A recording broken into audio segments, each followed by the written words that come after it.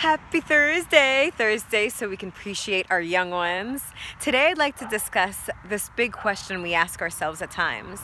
Why didn't he come to me? Why didn't she tell me this?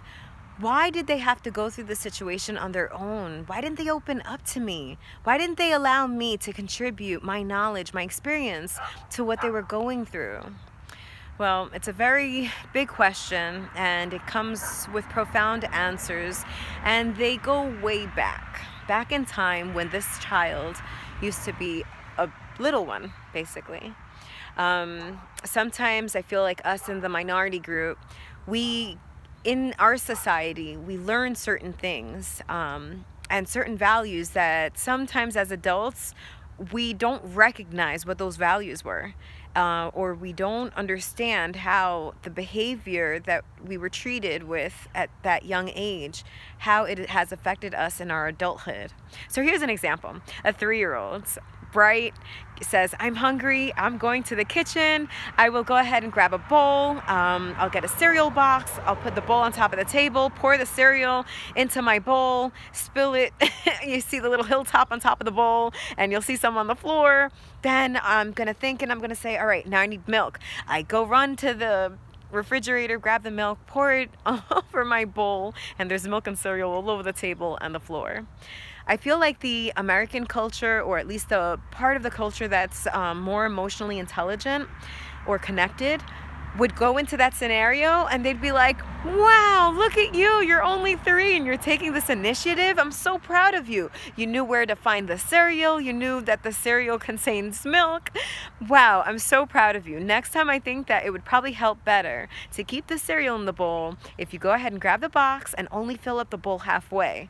And then you grab some milk, and if the gallon's too heavy, well, maybe you want to use a cup and pour that cup into the bowl, and that way you don't get any spills and you're able to enjoy all of your serving. And I feel like us in the minority group, we would go into that same scenario and we'd be like, oh my God, look at what you're doing. Look what a mess you made. We come at the kid like, and what does the child do? How does the child react to that? The child will go, hey, don't hurt me. I was just hungry. Why are you screaming? Why are you like that? Why don't you love me right now? And then the child leaves that scenario and thinks, you know what? I'm not able to make mistakes. My parent doesn't love me when I make mistakes. So you know what? From now on, when I make a mistake, I might not want to tell them because I don't want him or she to stop loving me. I don't want them to feel like I'm a failure. And they go on in life with this belief in their head because it gets affirmed to them throughout different situations that cause the parent stress, or depending on how the parent controls their emotions. But they go on saying, okay, this happens when that happens, when I do this happens. All right, so you know what? I'm going to be a teenager and I'm going to face these challenges on my own. I'm going to go and refuge to people that are open with me, that are okay and still love me although I make mistakes, that they still love me when I'm not passing all my classes, that they still love me when I tried my first cigarette, And